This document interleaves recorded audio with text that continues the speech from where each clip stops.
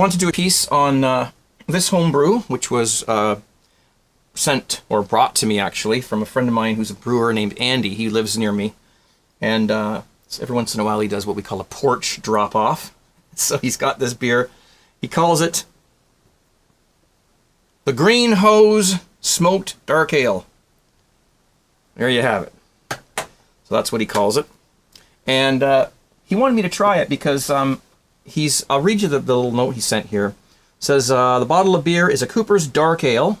I steeped some rye malt grains and then added some Cascade hops to the boil. Also added 1 teaspoon of liquid smoke, woodland natural hickory, into secondary. Nothing special, but I like the hint of smokiness. So that's interesting. I don't think I've ever tasted a beer where somebody added like liquid smoke, to it. So rye malt grains he steeped and the liquid smoke, and it's just a Cooper's Dark Ale. And I've got my bottle opener, but we don't need it. Flip top thing here. Woo! Look at the smoke. There's the smoke. No, there we are. All right. I hope it fits in this glass, but we'll see what we've got. So he said it's nothing special, but he just was experimenting with some liquid smoke. And I have a little surprise at the end too that I want to try that he also brought me. So we'll do that as well. Let's see what we've got here. There we go. Perfect. Not a lot of sediment in that beer. Yeah, you can probably, I don't know how the camera does with these. It's pretty clear, just a little bit chill hazed. And yeah, so that looks great. But there's also a little bottle of this surprise thing I'll tell you about in just a second. So let's give this a whirl. Now, I've had the Cooper's Dark Ale before, but I've never done anything special to it that I can remember. So the rye malt and the hint of smoke flavor is what I'm going to be looking for here. Nice aroma, mild, beautiful looking head on that. That's not bad for a bloody canned extract beer, that's for sure. Yeah, let's give it a whirl. Cheers. Thanks, Andy17, man.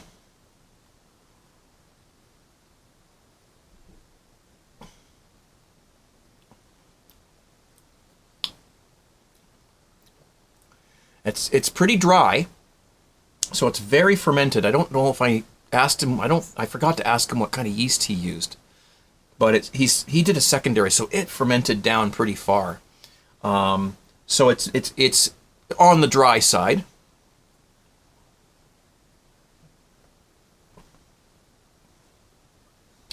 Perfectly carbonated. It's very clear. Andy won't mind if I don't like something about his beer, so I'm not going to lie to you. But it is very nicely carbonated. The flavors are very mild.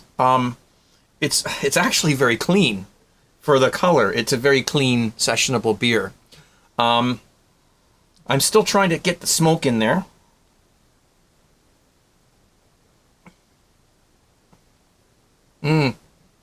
Yeah. You warm it up in your mouth for a couple of seconds and you can start to detect that. And the rye malt is just subtle. It's very nice. Just an experiment he did. Excellent beer. I would make this. This is a surprisingly good for what it is. And yeah, this was made. So he lives actually within probably almost within walking distance. I mean, it would be a long walk, but it's a surprise once in a while. He drops these off. I owe him a few. I'll have to take him out for a Rickard's Red one of these days. But yeah, that's great. Let's give it one more try before we get into the other thing we've got here.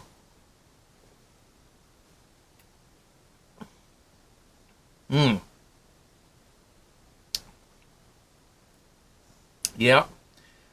Definitely the excuse me, carbonation. Definitely the rye malt and the smoke are mild. I can taste them, but they're not overpowering. And he was telling me that he was careful with how much of the smoke he added because it can ruin, it can ruin the beer, taste burnt, But very, very nice. Nothing sticks out. It's a very clean beer. And if you didn't tell me that this was a Cooper's, extract beer, I wouldn't be able to tell. It's as good as any, beer in its class. It's just, there's nothing wrong with it at all. I don't know if he used US-05 yeast or something else other than the Cooper's yeast. I'm not actually sure. But when he sees this video, he can post down below what he used. But he did do the secondary, and that cleaned the beer up quite a bit.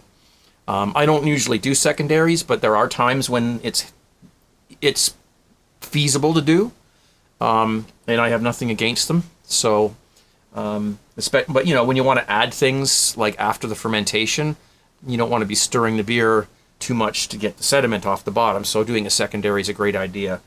Some people say it helps clear the beer.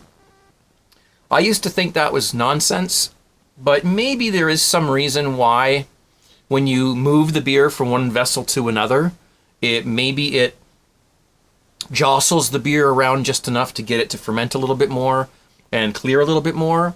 I don't know. Or maybe it's just the amount of time that it spends sitting in the secondary. It just clears on its own, So we'll give it one more try now that it's warmed up just a little. Just the beer itself without adding those two things, just the Cooper's Dark Ale, is really excellent. I'm not sure. There's some hops, some Cascade hops to the boil he also added. They are also very mild. I didn't pick those out right away. Okay, there, yeah. Again, the hops, very mild, but I know that they're there, and you can't... These pre-hopped beer kits generally don't have a lot of hop character, really, because it's difficult for them to keep the freshness in there. But very nice balance between all the three things that he added. Very clean beer, very sessionable beer, and nothing wrong with that at all. No off flavors, no stringency, nothing. Just a great tasting beer. So congratulations to Andy for that, and he'll post. His name's Dripstick on the broadcast, by the way. So that's really awesome. Thanks, Andy. I appreciate that. I did not leave myself a place to put the beer, so I'm going to have to move some things around. All right. Okay, the next thing that he sent me, and this isn't really a homebrew, but it's interesting, so why don't we give it a whirl? Some of you may have seen these before. These are called star anise, and they're dried, and they smell just like black licorice. So he sent these for me to experiment with, and what he did with them was he put some vodka in a mason jar, and he dropped one of those into it and let it soak for 10 days, 8 to 10 days, he says. And it infuses that licorice flavor into the vodka. So here it is. Now I can see a slight change in color. Slight change in color to that, so you can tell it's been done. And he called it Cy Sperling's Licorice Vodka. Remember Cy Sperling, that guy at the hair? Hi, I'm Cy Sperling, president of Hair Club for Men. If you ever thought about doing something about your thinning hair, then this booklet is something you should have.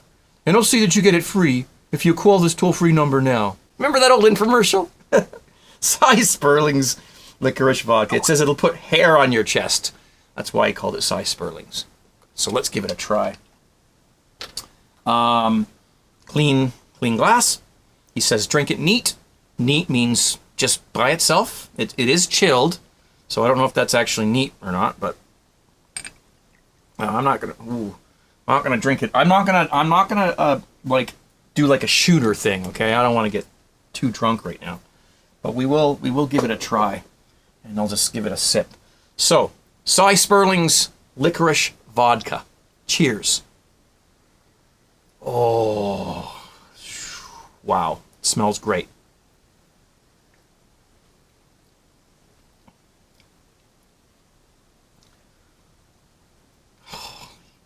That's fantastic. That is, vodka by itself is usually pretty hard to get down, but this is a great idea. What a great idea. You could use it with ice. In fact, he gave me 2 bottles, so I might make one up with ice in it and just sip on it. What a great idea. So next time you get yourself a bottle of vodka, try and find some dried star anise and do that. See what happens. And a great little sipper. Cheers, Andy. Thanks, guys, for watching, and stay tuned for the next Homebrew Weekly or Craig's Beer Review or whatever video is coming out. We got more work coming up for you. I'm going to sit, and I'm going to enjoy this and the rest of that beer that he sent, and I'm going to just sit here and get a little buzz, right? Thanks, Andy. Cheers, guys. 17.